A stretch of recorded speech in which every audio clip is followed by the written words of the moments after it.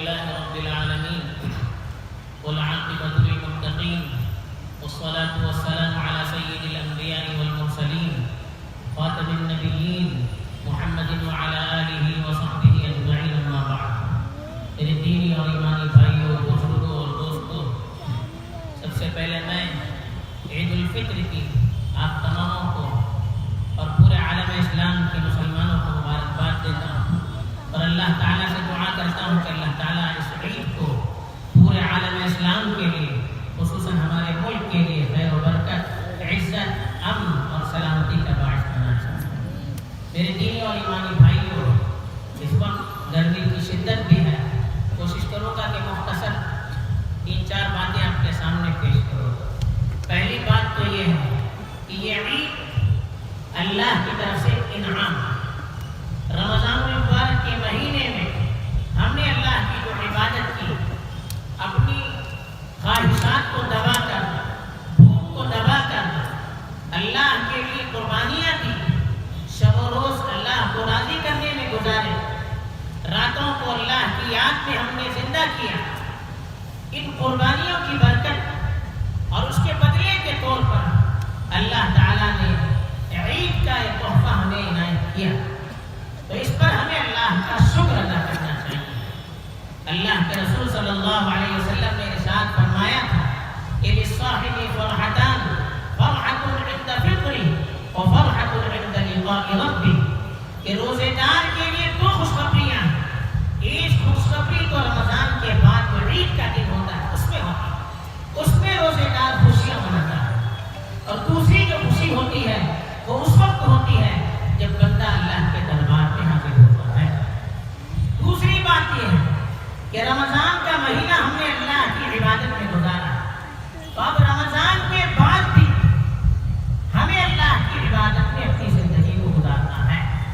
جو خدا رمضان میں تھا وہی خدا رمضان کے بعد بھی رہتا ہے. جیسے رمضان میں عمل کرنے سے اللہ کو خوشی ہوتی ہے، رمضان کے بعد بھی اچھے اعمال کے کرنے سے اللہ کو خوشی ہوتی ہے. جیسے رمضان میں ہم نے اسلامی تعلیمات کو عملی طور پر زندہ کرنے کی کوشش کی، رمضان کے بعد کے یہ ایام بھی ہم سے مطالبہ کرتے ہیں کہ ہم اللہ کے دین کو، اللہ کی شریعت کو عملی طور پر دنیا کے سامنے پیش کریں. دوسری بات یہ ہے کہ اس وقت اس حالات سے عالم اسلام گزر رہا ہے. خاص طور پر ہمارے ملک میں جو حالات ہیں آپ تمام اس سے واقف ہیں، لیکن ہم مسلمان ہیں، ہمارے ساتھ اللہ کی طاقت ہے، ہمارے پاس شریعت ہے، ہمارے پاس قرآن مجید کی آیات ہیں جو اللہ کے وعدوں سے بھری ہوئی ہیں. تو ہمیں اللہ کی رحمت سے کبھی مایوس نہیں ہونا. مسلمان کبھی باطل طاقتوں کے سامنے جھکتا نہیں ہے. مسلمان کبھی تکلیفات اور مشکلات سے گھبراتا نہیں ہے. مسلمان کبھی ظالموں کے سامنے گھٹنے ٹیکتا نہیں ہے. اسلام کی تاریخ اس کی گواہ ہے. ہمیشہ عالم اسلام پر ایسے حالات آئے ہیں اور آتے رہیں گے. انبیاء کی تاریخ اس کی گواہ ہے، خود ہمارے رسول کی تاریخ اس کی گواہ ہے کہ ظالموں کی طرف سے، مشرکوں کی طرف سے، کافروں کی طرف سے ان کے لیے زمین کو تنگ کر دیا گیا، لیکن اللہ کے نبیوں نے اور خود ہمارے اور آپ کے آقا سرور کائنات صلی اللہ علیہ وسلم نے کبھی اپنی دعوت کے کام کو چھوڑا نہیں، کبھی اسلامی احکام سے اپنے قدم کو پیچھے نہیں ہٹایا. یہی ہمارے لیے اسلام کی تعلیم ہے. حالات چاہے جتنے سخت ہو، زمانہ چاہے جتنا مخالف ہو، حکومتیں چاہے جتنا زور لگائے، ہمیں اللہ کی طاقت سے کبھی مایوس نہیں ہونا ہے. ہمارے سامنے ہماری شریعت ہے.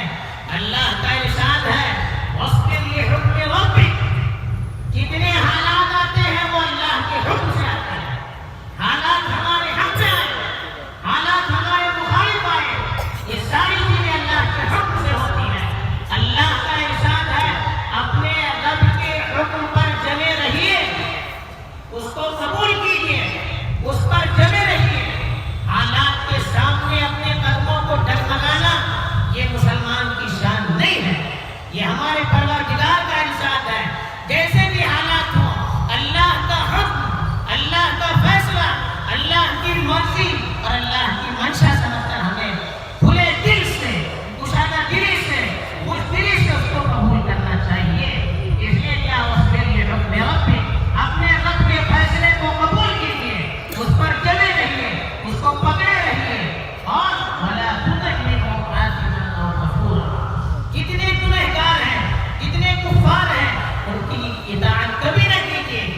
کفار چاہیں گے کہ تمہیں اپنے دین سے پھروا دیں، یہ چاہتے ہیں کہ تمہیں اسلام سے دور کریں، یہ چاہتے ہیں کہ تمہاری شناخت کو مٹا دیں، یہ چاہتے ہیں کہ دنیا سے تمہارا وجود ختم کر دیا جائے، لیکن آپ کو گھبرانا نہیں چاہیے، ان سے ڈر کر ان کے سامنے اپنے سر کو جھکانا نہیں چاہیے۔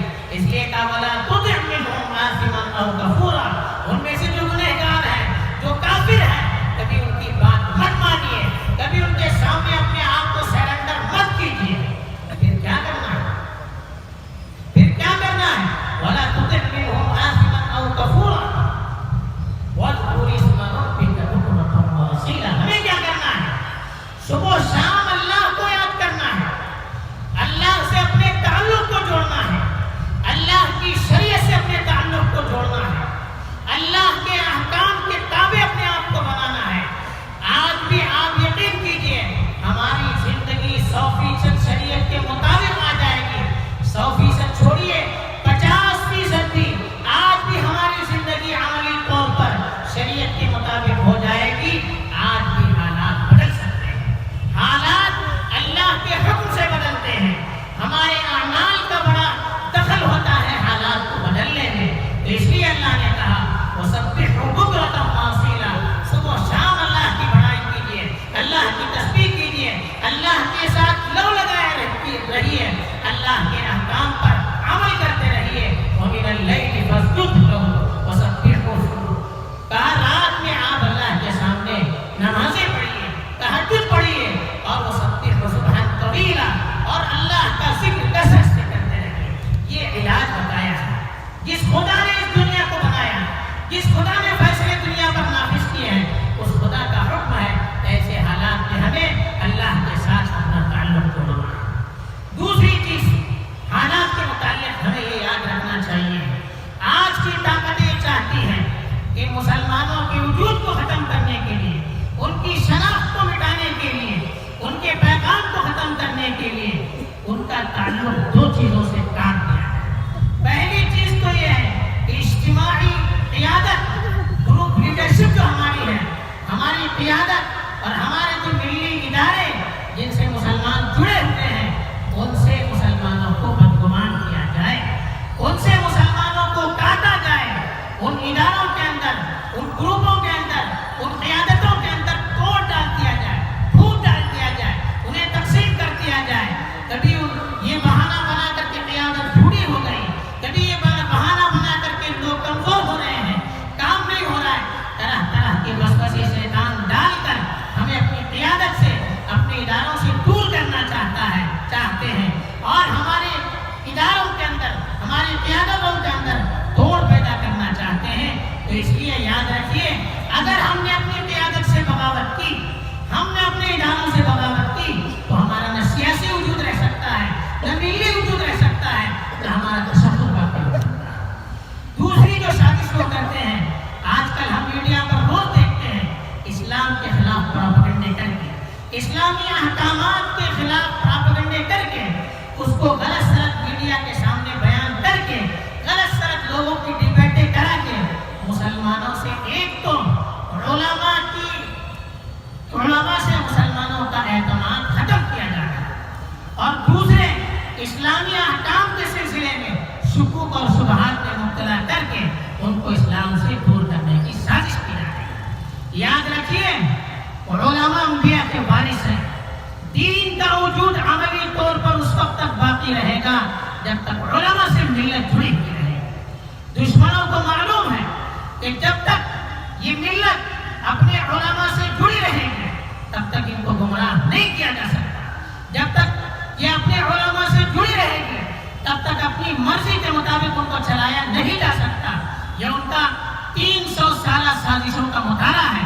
وہ چاہتے ہیں کہ مسلمانوں کا ان کے علماء سے تعلق کاٹ دیا جائے، ان کے خلاف بدگمانیاں کر کے، یہ علماء تو کچھ جانتے نہیں ہیں، ان کو حالات سے واقفیت نہیں ہے، یہ تو تشدد کرتے ہیں، یہ قرآن سنت کو چھوڑ کر اپنی مرضی کے مطابق احکام دیتے ہیں، اس طرح سے علماء سے کاٹا جا رہا ہے۔ تو یہ بھی ایک سازش ہے، اپنے علماء سے جڑ کر رہیے۔ العلماء ورثۃ الانبیاء، اللہ کے رسول صلی اللہ علیہ وسلم کا ارشاد ہے، علماء انبیاء کے وارث ہیں۔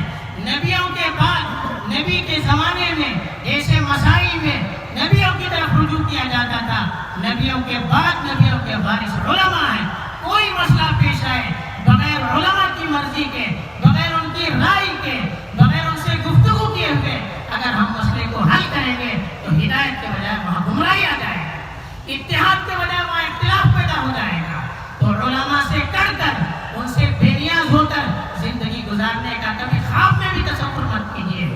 جس دن علماء سے ہمارا تعلق کٹ جائے گا وہ دن ہماری تاریخ میں ہماری بربادی کی ابتدا کے طور پر لکھا جائے گا. اس وقت کے بعد پھر ہمارا کوئی وجود نہ ملی طور پر نہ قومی طور پر نہ دینی طور پر باقی رہ سکتا ہے. تو اس لیے اپنے علماء سے جڑیے. آپ کو گوگل کے ذریعے سے علماء سے بے نیاز نہیں ہو سکتے.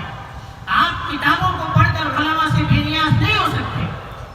کتنے لوگ ایسے ہیں, تاریخ کا مطالعہ کیجیے, جتنے فرقے بنے ہیں جو اہل سنت والجماعت سے خارج کر دیے گئے, ان فرقوں کی بنیاد علماء سے اختلاف پر پڑی ہوئی.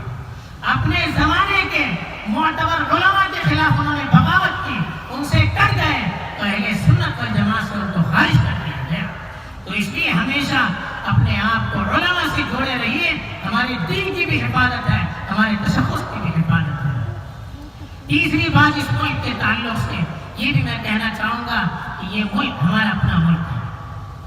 ہمارے اسلاف نے 800 سال تک بڑی شان سے یہاں حکومت کی ہے. ہندوستان کو سونے کی چڑیا مسلمانوں نے بنایا. آپ یہاں کے بادشاہوں کی وہ تاریخ پڑھیے جو صحیح ہے. انگریزوں کی لکھی ہوئی یا ان کے چہروں کی لکھی ہوئی تاریخ پڑھ کر آپ متاثر نہیں ہو جائیں گے. مجھے افسوس ہوتا ہے ہمارا پڑھا لکھا طبقہ جو اپنے آپ کو تعلیم یافتہ کہتا ہے, تاریخ کے سلسلے میں ان کا مطالعہ زیرو ہے. اپنے اسلاف سے وہ بدظن ہے. اسلامی تاریخ سے کچھ بھی واقفیت نہیں ہے. مسلمان بادشاہوں کے سلسلے میں ان کے ذہن و دماغ کے اندر شکوک اور شبہات ہیں, تو غیروں کو ہم کیسے مطمئن کر سکتے ہیں. یاد رکھیے 800 سال کی تاریخ ہماری ہے. ہمارے بادشاہوں نے کبھی اس ملک کو غیر سمجھ کر حکومت نہیں کی. اس ملک پر ہمیشہ اپنا ملک سمجھا. اسی لیے دیکھیے تاج محل کو کسی اسلامی ملک میں نہیں بنایا, ہندوستان میں بنایا. لال قلعے کو ہندوستان میں بنایا, چار مینار کو ہندوستان میں بنایا, گول گنبد کو ہندوستان میں بنایا. جتنی تاریخی چیزیں ہیں جس پر آج ہندوستان کو فخر ہے, اس کو ہندوستان میں بنایا, دوسرے ملک میں نہیں بنایا. یہ کس بات کی دلیل ہے؟ یہ اس بات کی دلیل ہے کہ ان کو اپنے ملک سے محبت تھی. ان کو اپنے ملک سے محبت تھی. اس لیے آج بھی ان کے جسم اسی زمین کے نیچے دفن ہے, اسی ہوا پر ان کی رات نہیں اڑ رہی ہے. آج بھی ہمارے بادشاہوں اور مسلم حکمرانوں کی میتیں, ان کے جسم, ان کی باڈیاں اسی زمین کے اندر مدفون ہے. یہ اس بات کی دلیل ہے کہ ان کو اس ملک سے محبت تھی. اس ملک کو انہوں نے اتحاد کے ساتھ, محبت کے ساتھ, پریم کے ساتھ, امن کے ساتھ, سلامتی کے ساتھ چلایا ہے. یہی نتیجہ ہے. 800 سال مسلمانوں نے حکومت کی. اگر زبردستی کو مسلمان بناتے ہندوؤں کو تو یہاں کون مسلمان رہتا؟ یہاں تو مسلمانوں کی اکثریت ہوتی, میجارٹی میں مسلمان ہوتے. مسلمانوں کا اقلیت میں ہونا, غیروں کا اکثریت میں ہونا, یہ اس بات کی دلیل ہے کہ مسلمانوں نے کبھی کسی کو دین بدلنے کے لیے مجبور نہیں کیا. ان کو آزادی دی. جب تک وہ رہے اپنے احکام پر, سول معاملات میں, اپنے آئینی مسائل میں, لا میں, پرسنل لا میں وہ اپنے قانون پر عمل کرتے رہے. کبھی اسلامی قانون پر عمل کرنے پر ان کو ابھارا نہیں. یہ کس بات کی دلیل ہے؟ یہ ہندوستان سے ان کی محبت کی دلیل ہے. تو ہمارے اسلاف نے ہمیشہ اس ہندوستان سے محبت کی. پھر جب آزادی کا موقع آیا, لاکھوں ہمارے علماء اور ہمارے مسلمانوں نے قربانیاں دی. جنگ آزادی کے شروع سے قیادت جنگ آزادی کی مسلمانوں نے کی. ٹیپو سلطان کون تھے؟ شجاع الدولہ کون تھے؟ سراج الدولہ کون تھے؟ بہادر شاہ ظفر کون تھے؟ جنہوں نے یہاں پر جنگ آزادی میں مسلمانوں کی قیادت نہیں کی بلکہ پورے ملک کی قیادت کی. ان کی فوج میں مسلمان بھی تھے, ہندو بھی تھے, سکھ بھی تھے, عیسائی بھی تھے. یہ کس بات کی دلیل ہے کہ مسلمانوں کو اس ملک سے محبت تھی. کیا بات ہے, دہلی سے لے کر میرٹھ تک کے ہر طرف پر علماء کی لاش لٹک رہی تھی انگریزوں کے زمانے میں. پھانسیاں, ہزاروں علماء کو پھانسیاں کیوں دے دی گئی؟ اسی ملک کے خاطر دے دی گئی.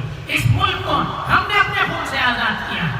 اس ملک کے انگریزوں کو بھگانے میں سب سے زیادہ مسلمانوں نے حصہ لیا ہے. ہمیشہ سے مسلمانوں نے اس ملک کے لیے قربانی کی ہے. جنرل عبد الحمید کون تھا جس نے پاکستان کی فوج کو ہندوستان میں گھسنے سے روکا؟ ان کے ٹینکر کو تباہ کر کے اپنی جان دے دی. وہ کون تھا؟ وہ بھی مسلمان تھا. یہ کس بات کی دلیل ہے کہ ہندوستان سے ہم کو محبت ہے, ہمارے ملک سے ہمیں محبت ہے. وطن کی سرزمین سے, وطن کی سرزمین پر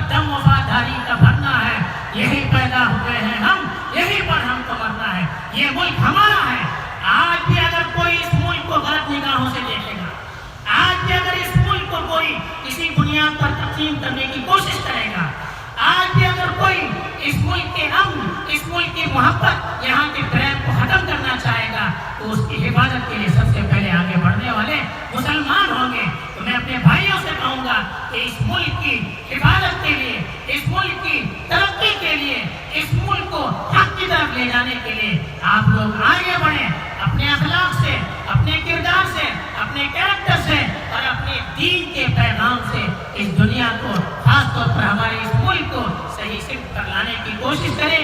یہی چند باتیں تھی اس وقت اللہ تعالیٰ نے ذہن میں ڈال دی. آخر میں پھر ایک بار میں اپنے تمام مسلمانوں کو عید کی مبارکباد دیتا ہوں اور اللہ سے دعا کرتا ہوں کہ اللہ تعالیٰ اس عید کو ہم تماموں کے لیے خیر اور برکت کا باعث بنائے. آمین. وآخر دعوانا الحمدللہ. محمد